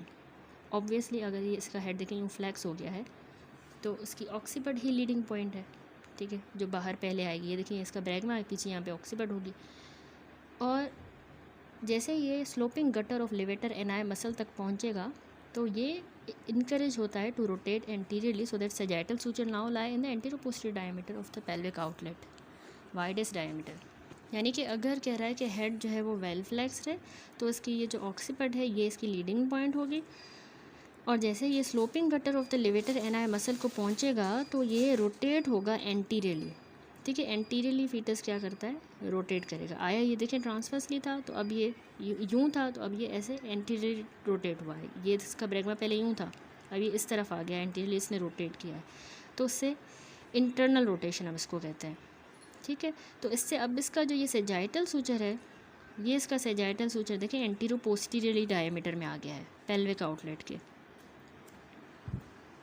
अगर फीटस जो है वो ऑक्सीपिट पोस्टीरियर डायरेक्शन में इंगेज हुआ तो उसमें इंटरनल रोटेशन हो सकती है from occipito posterior position to an occipito anterior position. यानी हमने यहाँ पर देखा था कि फीटस जो है वो ट्रांसवर्स था। ठीक है, ट्रांसवर्सली आता है, फिर उसकी जो है वो फ्लेक्शन होती है, फिर अब उसकी इंटरनल रोटेशन होती है। तो ट्रांसवर्स से वो जब उसकी इंटरनल रोटेशन होगी तो वो ऑक्सीपिट एंटीरो पोस्टीरियर डायरेक्शन में मतलब आ गया है उसका सैजिटल सूचर।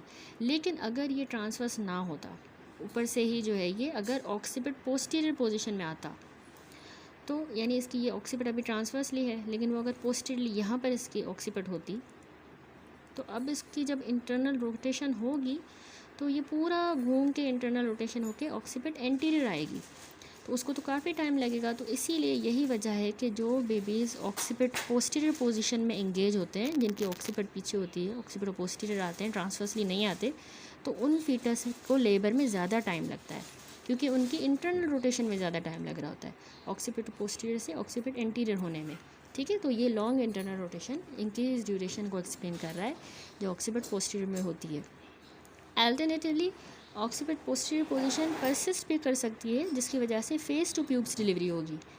यानी अगर ऑक्सीपिट पोस्टीरियर अगर परसिस्ट रहा, उसकी इंटरनल रोटेशन ना हुई, इसका जो ये पीछे वाला ऑक्सीपिट होता है ये अगर यहाँ हुआ और ऑक्सीपिट यहाँ है, उसका फेस बेबी का यहाँ है, तो उसकी डिलीवरी भी यूँ ही होगी। तो उसको हम कहेंगे फेस टू प्यूब्स।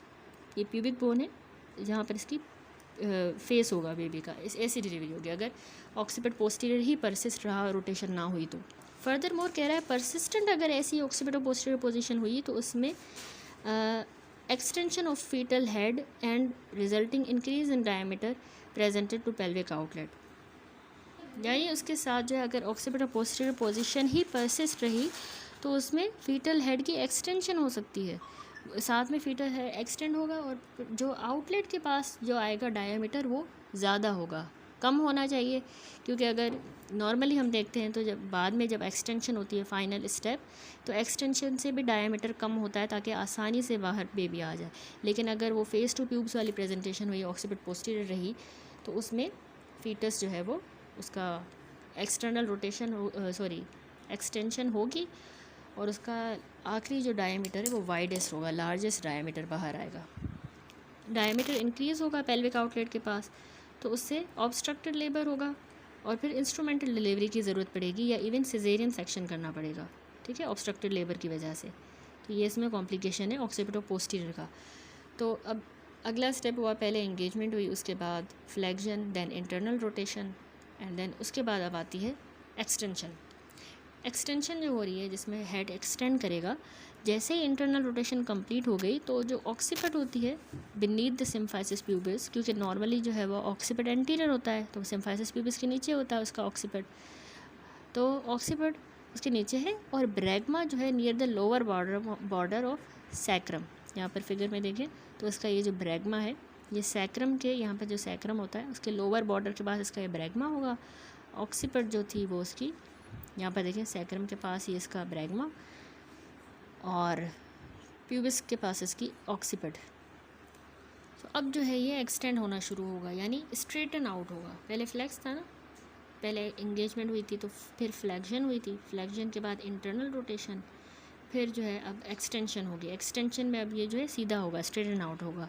तो बेबी का हेड जो है इंटरनली रोटेट हुआ जब, तो इंटरनल रोटेशन की वजह से इसकी ऑक्सीपिट प्यूबिस के नीचे है और उसका ब्रैगमा जो है वो sacrum bottom of the sacrum के पास।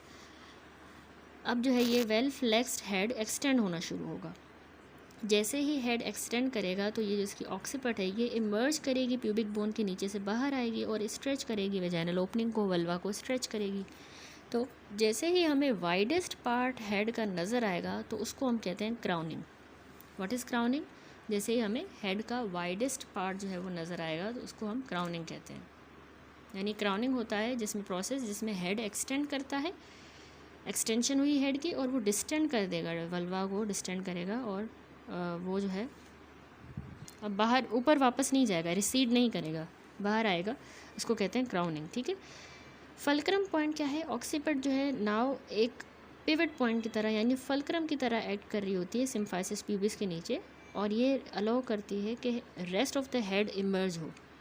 जो ब्रैगमा है, फेस, चिन, ये अपीयर होंगी इन succession over the back of the vaginal opening and perineum, ठीक है। वेजाइनल ओपनिंग और पेरिनियम के वेजाइनल ओपनिंग के पीछे से जो है ये सक्सेसिवली बाहर आएगा और पेरिनियम से मतलब पीछे तो ऑब्वियसली वेजाइनल पेरिनियम है, वहाँ से अब ये फेस, चिन, ब्रैगमा ये बाहर आएंगे और ऑक्सीपिट जो है यहाँ पर एक फल्क्रम की तरह एक्ट कर रहा है, मतलब यूँ स्लाइड करके बाहर आएंगे।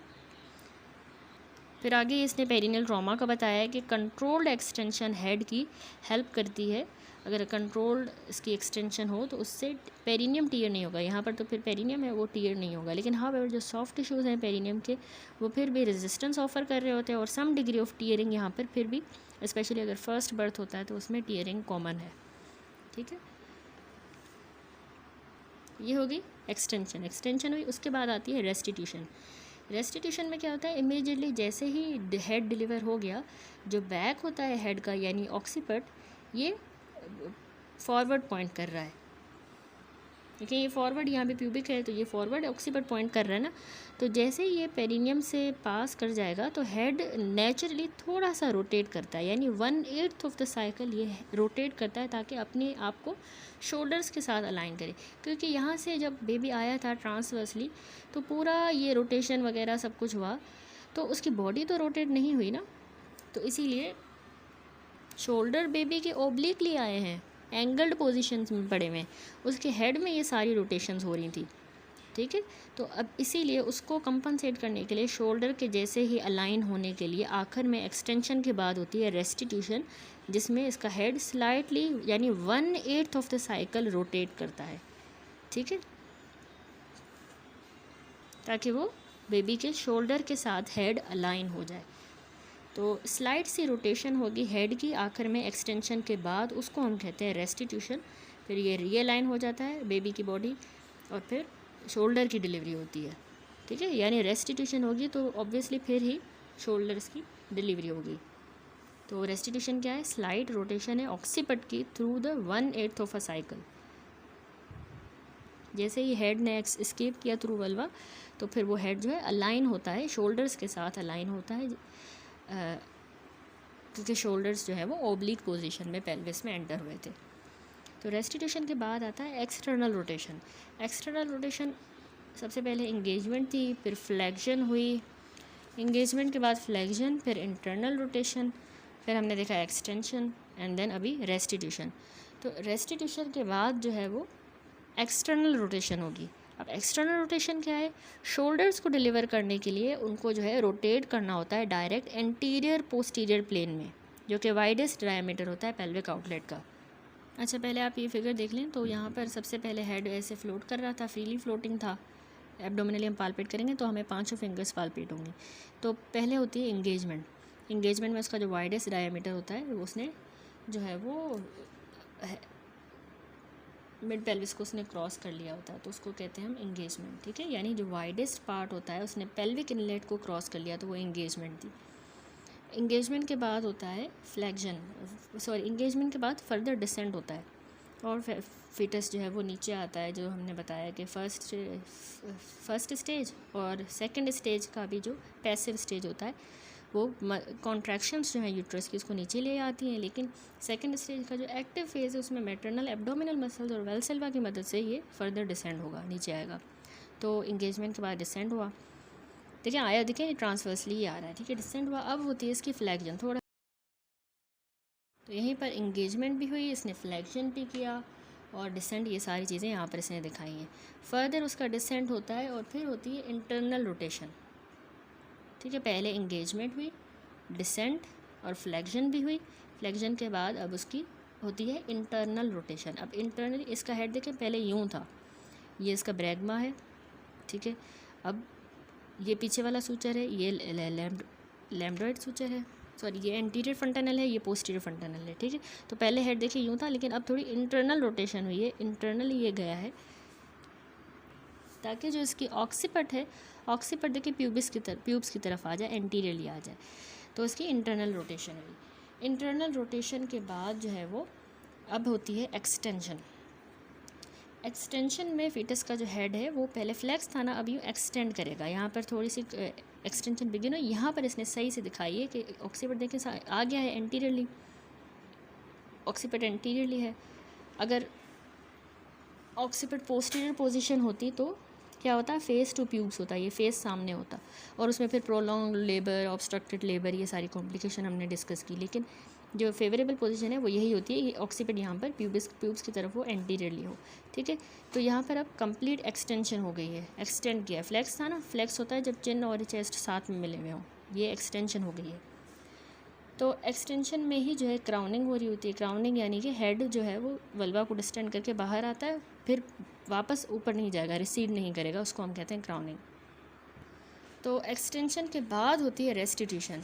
रेस्टिट्यूशन में हमने क्या कहा कि स्लाइड से रोटेशन होती है इस ऑक्सीपिट की। थोड़ी सी रोटेशन इसलिए होती है क्योंकि ये सारी जो मूवमेंट्स हो रही थी ये हेड में हो रही थी, तो शोल्डर्स तो वही उसी पोजीशन में थे जिस तरह आए थे, तो उसी शोल्डर्स के साथ ही हेड को अब अलाइन होना है, क्योंकि वो निकला यूँ है, एक्सटेंड होकर यूँ बाहर निकला, तो थोड़ा सा रोटेट करेगा ताकि वो शोल्डर्स के साथ यूँ अलाइन हो जाए। तो उसको हम कह रहे हैं रेस्टिट्यूशन। और ये जो थोड़ी सी रोटेशन होती है ना, ये 1/8 ऑफ अ साइकिल होती है। ठीक है, देखें जब निकला था वो फीटस बिल्कुल ऐसा हो गया था इसका हेड, ये इसका एंटीरियर फ्रंटल, ये पोस्टीरियर फ्रंटल यूँ बाहर आया था, यानी ये ऑक्सीपिट जो है यूँ एंटीरियर, ये मदर की यहाँ पे प्यूबिस है, यहाँ पे नीचे सैक्रम होगा, तो यूँ एंटीरियरली बाहर आया। लेकिन अब जो है क्योंकि इसको शोल्डर के साथ अलाइन होना है, तो यूँ थोड़ा सा रेस्टिट्यूशन हुई। इसको हम कहते हैं एक्सटर्नल रोटेशन या रेस्टिट्यूशन। इसको रेस्टिट्यूशन कहते हैं, थोड़ा सा जो शोल्डर के साथ अलाइन हुआ। अब जो है ना इसकी एक्सटर्नल रोटेशन भी इसी में दिखाई गई है। एक्सटर्नल रोटेशन में कह रहा है कि ऑक्सीपिट जो है फर्दर 1/8 ऑफ अ साइकिल और ज़्यादा थोड़ा सा रोटेट करेगा। एंटीरियर पोस्टीरियर आया था, लेकिन अभी वो दोबारा देखें ट्रांसवर्स हो गया। आया एंटीरियर पोस्टीरियर था, अब रेस्टिट्यूशन और एक्सटर्नल रोटेशन होकर ट्रांसवर्स डायमीटर में उसका हेड हो गया। ये इसलिए होता है क्योंकि ताकि ये जो ट्रांसवर्स डायमीटर है ना फीटस के शोल्डर का, ताकि उसके शोल्डर का जो ट्रांसवर्स डायमीटर है फीटस के शोल्डर्स का, वो प्रेजेंट करे to the widest diameter of mid pelvis, वहाँ से आराम से पास हो जाए, उसके लिए ये एक्सटर्नल रोटेशन होती है। ठीक है, तो डिलीवर होने के लिए शोल्डर्स को भी रोटेट करना होता है into direct antero posterior plane. ठीक है, क्योंकि हमें पता है कि वाइडेस्ट डायमीटर जो है वो आउटलेट का एंटीरो पोस्टीरियर होता है। तो एंटीरो पोस्टीरियर में आने के लिए, वाइडेस्ट डायमीटर से आराम से आने के लिए शोल्डर्स को भी रोटेट होना होगा। तो ये जब होगी तो ऑक्सीपिट जो है फर्दर और ज़्यादा, इसमें भी एक्सटेंशन जो हुई थी, एक्सटेंशन में 1/8 ऑफ अ साइकिल रोटेट हुआ था, तो उसमें रेस्टिट्यूशन में 1/8 ऑफ अ साइकिल रोटेट हुआ था ना, रेस्टिट्यूशन जो हुई थी उसका हेड जो है थोड़ा सा रोटेट हुआ था, ट्रांसवर्स आ गया वापस एंटीरियर पोस्टीरियर से ट्रांसवर्स। तो अब यहाँ पर एक्सटर्नल रोटेशन में further 1/8 of a cycle rotation होगी और ट्रांसवर्स पोजीशन में आएगा, और इसको हम कहते हैं एक्सटर्नल रोटेशन। ठीक है, फिर होती है delivery of the anterior shoulder, delivery to shoulder and fetal body, या हम इसको एक्सपल्जन भी कह सकते हैं। तो जब रेस्टिट्यूशन और ये एक्सटर्नल रोटेशन हो गई तो शोल्डर्स जो हैं वो भी एंटीरियर पोस्टीरियर पोजीशन में ही होंगे, बिल्कुल इस तरह जिस तरह आपको नज़र आ रहा है। पहले देखिए शोल्डर इस तरह थे, ठीक है, लेकिन अब यहाँ पर देखिए यूँ आ गए एंटीरियर पोस्टीरियर डायरेक्शन में। ठीक है, ये रेस्टिट्यूशन और एक्सटर्नल रोटेशन के बाद। तो एंटीरियर शोल्डर याद रखिएगा अंडर द सिम्फाइसिस प्यूबिस होगा, और पहले एंटीरियर शोल्डर डिलीवर होता है और पोस्टीरियर शोल्डर जो है उसके बाद डिलीवर होता है। आलो ये प्रोसेस जो है ये विदाउट असिस्टेंस भी हो सकता है। ठीक है, without assistance traction is often exerted by gently pulling the fetal head in a downward direction along the axis of pelvis to help release the anterior shoulder from beneath the symphysis pubis। ठीक है, ये वैसे जो shoulders की delivery ये खुद ही हो जाती है बिना हेल्प के, विदाउट असिस्टेंस, लेकिन हम जेंटली जो है फीटस के हेड को थोड़ा सा नीचे की तरफ जो है along the axis of pelvis नीचे थोड़ा पुल करेंगे, तो उससे फिर आराम से शोल्डर्स और ज़्यादा बाहर आ जाएंगे। ठीक है, नॉर्मली बाकी जो फीटस की बॉडी है वो आराम से ईजीली डिलीवर हो जाती है, जिसमें पोस्टीरियर शोल्डर जो होता है वो गाइड ओवर होगा over the perineum by gentle upward traction in opposite direction, so delivering baby on to the maternal abdomen. यानी एंटीरियर शोल्डर वैसे तो बाहर आराम से आ जाता है, लेकिन हम जेंटली बिना हेल्प के, लेकिन अगर हम जेंटल ट्रैक्शन देते हैं फीटस के हेड को, जेंटली जो है वो पुल करते हैं, बाहर निकालते हैं डाउनवर्ड डायरेक्शन में along the axis of maternal pelvis, तो उससे अगर एंटीरियर शोल्डर प्यूबिस के नीचे फंस गया है तो वो आराम से फिर निकल आएगा। और जो पोस्टीरियर शोल्डर है, एंटीरियर के बाद ही पोस्टीरियर शोल्डर डिलीवर होता है, तो थोड़ा सा अगर हम वहाँ पर हमने जो है डाउनवर्ड ट्रैक्शन दी थी, देखिए इस तरह, देखिए बेबी को उसने निकाला है, थोड़ी जनरल डाउनवर्ड ट्रैक्शन देके इसके बाहर निकाला है ताकि एंटीरियर शोल्डर अगर फंसा है तो निकल आए। लेकिन अगर हम थोड़ा सा यूँ अपवर्ड ट्रैक्शन देते हैं, अपवर्ड यूँ ट्रैक्शन देंगे, तो अगर नीचे पेरिनियम के पास पोस्टीरियर शोल्डर अगर फंसा हुआ है तो फिर वो भी निकल आएगा। अगर जेंटली हम अपवर्ड ट्रैक्शन देंगे तो पोस्टीरियर शोल्डर के लिए थोड़ा अपवर्ड ट्रैक्शन, एंटीरियर शोल्डर के लिए थोड़ा डाउनवर्ड ट्रैक्शन, तो फिर जो है बेबी डिलीवर करके हम मैटरनल एब्डोमेन पर रखते हैं। ठीक हो गया, तो ये पूरा कंप्लीट हुआ लेबर का प्रोसेस, जिसमें सबसे पहला स्टेप हमने इंगेजमेंट देखा, और फिर डिसेंट हुआ, देन फ्लेक्शन, फिर जो है उसके इंटरनल रोटेशन, एक्सटेंशन, रेस्टिट्यूशन, फिर एक्सटर्नल रोटेशन, और फिर एक्सपल्जन हुई। ठीक हो गया, दैट्स इट। अब चलते हैं हम मैनेजमेंट ऑफ नॉर्मल लेबर की तरफ। यहाँ तक तो हमने सारा समझा कि नॉर्मल लेबर होता किस तरह है, ठीक है, उसका प्रोसेस हमने सारा देखा। अब देखते हैं कि हमने किस तरह से नॉर्मल लेबर को मैनेज करना होता है, ठीक है।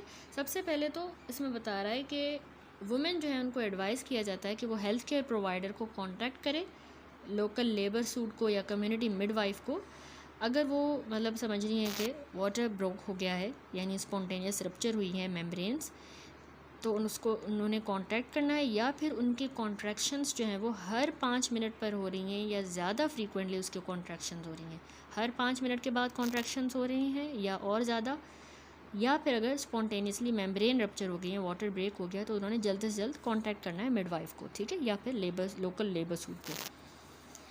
तो इस पर आगे इसने बताया है थ्रेशोल्ड फॉर सीकिंग एडवाइस और रीअश्योरेंस, यानी कि कुछ वुमेंस जो हैं वो जल्दी भी हॉस्पिटल आ जाती हैं पॉसिबली पेन रिलीफ के लिए, even before meeting the water broken, यानी अभी उनको 5 मिनट तक या 5 मिनट से ज़्यादा कॉन्ट्रैक्शन जल्दी नहीं हो रही, ना ही वाटर ब्रेक हुआ है, पेन के लिए वो आ जाती हैं हॉस्पिटल, ठीक है। तो वुमेंस को जो है डिफरेंट जो है वो थ्रेशोल्ड होता है for seeking advice and reassurance, regardless of whether women घर पर है या हॉस्पिटल पर है। जो अटेंडिंग मिडवाइफ होगी वो उसकी असेसमेंट ज़रूर करेगी, उसने करनी है, ठीक है, जिसमें असेसमेंट जो है वो उसमें क्या आ जाता है, उसकी डिटेल मेडिकल हिस्ट्री लेनी है, उस फीमेल की क्लिनिकल एग्जामिनेशन करनी है और individual preference of the women, ठीक है। अब सबसे पहले तो डिटेल्ड हिस्ट्री में देखें, इसमें बता रहा है कि हिस्ट्री जो होगी वो